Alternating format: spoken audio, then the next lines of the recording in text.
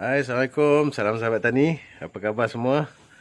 Okey, hari ni seperti yang saya dah bagi tahu semalam, dalam episod yang lepas, saya akan buat persiapan untuk tanam pisang. Pisang tanduk. Okey, apa yang saya rancang untuk buat hari ni adalah untuk korek lubang, masukkan baja tahi ayam dan kita kambus sikitlah baja tahi ayam tu. Kita nak biarkan baja tahi ayam tu urai dalam tanah. Uh, saya nak biar dalam seminggu je lah kot. Dalam minggu depan tu saya nak tanam anak pokok pisang. Jadi hari ni saya nak korek. Okey, asalnya saya nak buat dalam 20 pokok sebagai orang kata satu indikator lah, nak tengok macam mana pokok pisang ni boleh mengharungi musim banjir, musim terpujuh kan. Tapi saya fikir-fikir balik, 20 pisang tu macam banyak. Lepas tu saya pun tak ada masa lagi dengan nak buat pokok kelapanya lagi apa semua lagi kan. Lepas habis pokok pisang ni, saya pun nak buat pokok kantan juga. Nak buat kaedah yang sama. Nak test tanah, nak test macam mana dia punya orang kata keboleh langsungan hidup dia masa musim banjir. So saya korek 8 lubang cukup lah kot kan. Saya buat 8 pokok and then minggu depan tanam lah. So kalau pokok tu mati, mati semua, matilah. Kalau pokok tu ada yang hidup, saya pilihlah batas mana yang hidup tu, kita tanam kat situ kan. Sebabnya saya dah kenal pasti dah kawasan tanah yang rendah apa semua dekat kebun saya ni. So kalau batas tu boleh hidup, bermakna batas tu daripada depan ke belakang kebun, insya-Allah pokok boleh hidup. Sebab belakang kebun tu lagi tinggi daripada depan. And then kiri kanan kebun tu, kalau sebelah kalau kita masuk kebun tu belah kiri kan, kalau kita masuk kebun belah kiri tu pokok boleh hidup, kat situ dia boleh hidup lah. Kalau belah kanan tu, sebab belah kanan tu adalah yang paling rendah dalam kebun ni. Dia belah hadapan kanan, situ adalah bahagian paling rendah dalam kebun. So kalau pokok pisang kat situ mati, tak tanamlah pisang kat situ. Kan. Lepas tu nanti kita buat uji kaji lain pula untuk yang musim terpujuh tahun depan lah. Kita cari kawasan yang mana pokok pisang boleh hidup, kat situ kita tanam. Macam tempat yang saya nak tanam pokok kantan tu, kat situ memang situlah dia duduk dekat bahagian yang tinggi dekat kebun. Jadinya pokok kantan tu kalau dia tak boleh hidup dekat situ, tak boleh hidup lah, nak buat macam mana kan. Tapi insyaAllah sebab dia bahagian yang orang kata bila air banjir surut, kat situlah yang akan mula-mula kering. Dia akan berkumpul dekat depan kiri kebun, depan kanan kebun. So itulah, kita cuba hari ni gali lubang. Okey, buat yang baru tengok channel saya ni kan, sebenarnya kebun saya ni bila banjir, dia banjir memang sekitar paras peha, paras pinggang, semua tenggelam. Apa yang saya ceritakan tadi tu, yang mana yang tinggi ke bawah semua tu, itu adalah orang kata bahagian yang cepatlah turun air dia berbanding dengan bahagian yang paling rendah. Itu je. So bahagian yang paling rendah tu biasanya dia akan bergenang lah air paras orang kata betis, paras apa, atas daripada buku lali lah. Atas daripada buku lali tu untuk macam seminggu kan. Tapi paras yang tinggi tu mungkin 2-3 hari lepas apa, air dah start mula turun tu, dia lah paling laju turun. Macam tu. Okey, sebelum saya terlupa, biasanya kita buat sediakan lubang tanaman ni, ada sebab dia. Okey, kalau macam jagung, biasanya sebelum kita semai jagung, kita akan bubuh kapur kan, untuk neutralkan tanah. Kalau tanah dah okey, kita tak bubuh kapur, tapi kita akan bubuh baja tahi ayam dulu sebelum kita semai benih.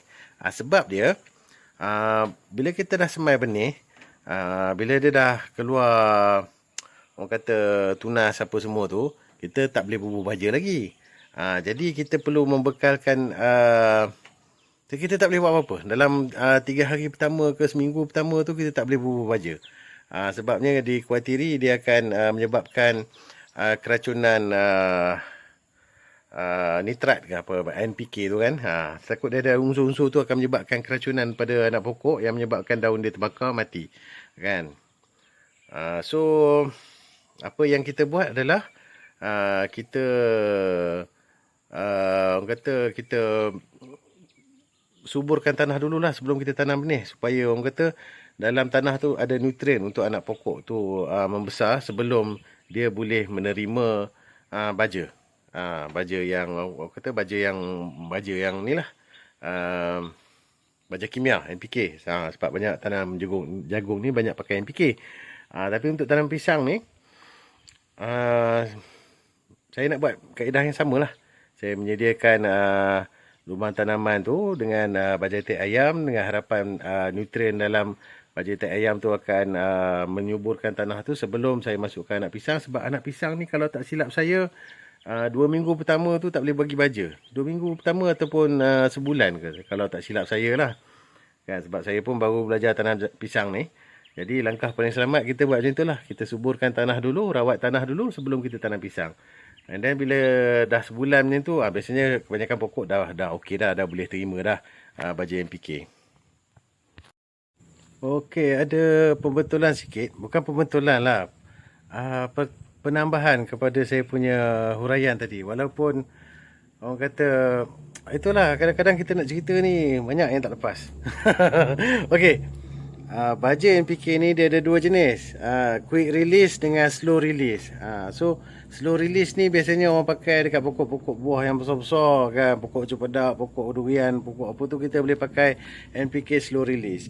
Tapi untuk NPK yang apa nama tu, pokok jagung apa semua, kita tak boleh pakai dia NPK slow release, dia kena pakai fast release. Bila kita pakai yang jenis quick release, fast release rasanya. Fast release ni dia cepat terurai. So itu dah lebih sesuai untuk guna untuk tanaman jagung. Sebab jagung pun dalam 65 hari, 70 hari dah boleh petik hasil. So dulu apa yang saya buat pasal saya tanam jagung, selepas seminggu saya pakai baja NPK tu. Tapi itulah pada kuantiti yang sikit. Sebab dia quick release. Jangan pakai banyak-banyak. Tapi sikit macam mana tu susahlah saya nak cerita. Memang tak banyak mana. Sikit memang sikit. Okey. Peralatan saya guna cangkul dia. Dengan itulah baja tek ayam. Kita gali lubang lebih kurang 1 kaki kali 1 kaki. Dengan kedalaman pun lebih kurang 1 kaki. Sebabnya nanti kita tak nak lah orang kata lubang tu terlalu dangkal.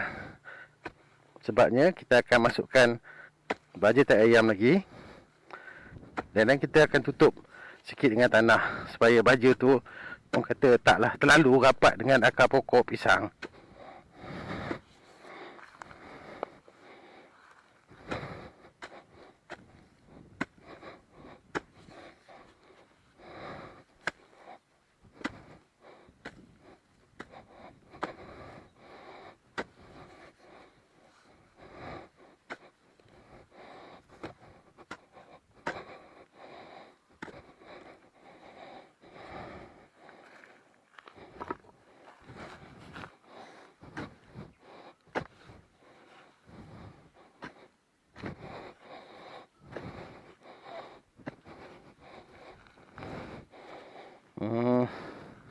Okey lah tu.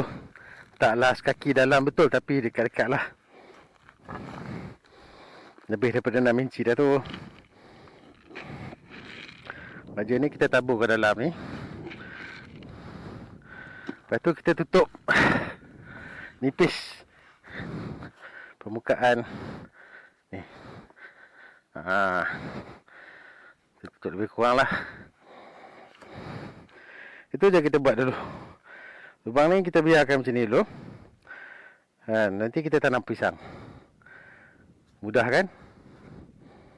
So saya akan buat lagi lah untuk 8, untuk lagi 7 pokok. Alhamdulillah siap dah gali 8 lubang. Okey, memang jarang-jarang ya, sebab saya pun bukannya nak tanam untuk komersial lagi, tapi orang kata lebih kepada nak test kesesuaian tanam pokok pisang tanduk ni dekat kebun. Jadinya padanlah dengan 8 lubang ni.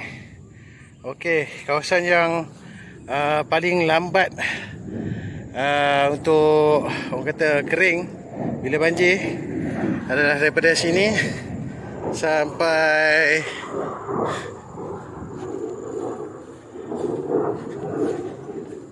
sini, sampai sini, dan bawa lah untuk yang tiang sprinkler tu dalam 3-4 tiang ke belakang. Okey, itu adalah kawasan yang paling rendah dekat kebun ni, yang mana mungkin masalah ni boleh diselesaikan dengan kalau saya buat saliran yang baik lah. Jadi lepas saya semai pokok pisang ni, insyaAllah dalam bulan siap semai pokok pisang, pokok kantan, buat maintenance busuk kelapa. Mungkin lepas itulah saya korek sendiri parit. Mungkin saya korek, mungkin saya panggil kapal korek, tak tahulah. Kapal korek sekarang ni pun dekat 500 dah sehari. So kalau yalah, kena orang kata nak buat kerja sikit tak berbaloi, tapi kadang-kadang bila nak kejar masa, memang itulah cara dia. Okey, sambil-sambil tu nak tunjuk keadaan laluan lorong tanaman kelapa tacunan saya yang saya racun semalam. Okey, nampak macam tak ada beza lagi, tapi kalau tengok betul-betul nampak dah ada sikit menguning tu. Jadi mungkin dalam 2-3 hari lagi dia akan lebih layu lah. Bila dia lebih layu tu nampaklah jarang sikit nak masuk ke dalam ni. Macam semalam saya masuk ke dalam ni pun takut bawa kayu. Kan, terpaksa lah, kita bukan nampak kan. Jadinya hari ni saya nak bakar sampah sikit lah dekat kebun ni. Okey, untuk pembakaran terbuka ni dinasihatkan lah ikut syarat negeri masing-masing. Macam Pahang ni dia tak ada masalah dengan pembakaran terbuka skala kecil, kan, skala terkawal. Bukannya nak terang hutan tu kita pergi bakar, tu dia marah lah. Tu tak boleh. Tapi kalau kita buat pembakaran terbuka macam cuci-cuci laman rumah kita bakar, cuci-cuci kebun sikit kita bakar, itu masih lagi dibolehkan. Bukannya yang jenis bakar yang bakar kebun habis, itu tak boleh lah. Itu memang nanti kena tangkap lah nanti. Okey, yang ni selain daripada plastik hitam yang saya unboxing kelapa tacunan tu, yang guni-guni tu semua sampah hanyut masa banjir yang lepas. Saya tak bakar-bakar lagi. Ini dah banyak lalang-lalang macam ni. Sesuai lah ni kita projek bakar. Tapi jangan bakar tinggal nanti takutkan merebak ke kawasan lain. Jenuh nanti kan. Okey, sebelum nak bakar sampah, sebaiknya rumput-rumput kering kita clearkan dulu daripada kawasan yang kita dah longgok sampah kering untuk buat pembakaran. Ini boleh mengurangkan potensi api merebak, dan kalau dia nak merebak juga pun dia mungkin lebih perlahan lah daripada kita tak buat apa-apa langsung. Takut dia merebak cepat. Jadi ini adalah orang kata langkah keselamatan lah. Lagi selamat kalau kita memang betul-betul ada tempat bakar yang macam proper lah. Kita susun bata ke apa ke, kita bakar dalam tu, itu lagi selamat lah. Okey, sekiranya berlaku kejadian yang tak begini, air dekat. Marak ya api dia. Sebab rumput kering, cuaca pun elok. Sebab tu lah kena berhati-hati sebelum nak buat bakar sampah ni. Nampak sini. Ini pun dah start merebak, tapi tak apa, dia slow. Sebab banyak rumput kering kita dah kaiskan ke unggun api. Okey, api yang merayap ni Kalau boleh jangan dibiar. Padam. Walaupun dia perlahan, tapi kalau kita biar, takut nanti tak terkejar.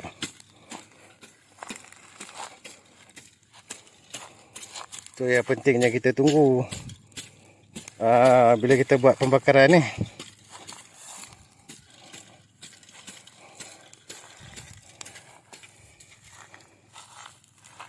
So, bila dia dah bakar macam ni, dekat sini dah terbakar kan. Dah dekat sini dah terbakar, dia tak terbakar lah. Okey, api pun dah nak padam. Jam pun dah nak pukul 1. Okey, bolehlah kita beransur dulu. Okey, sekian saja perkongsian saya pada episod kali ini. Okey, sampai berjumpa lagi. Selamat bertani.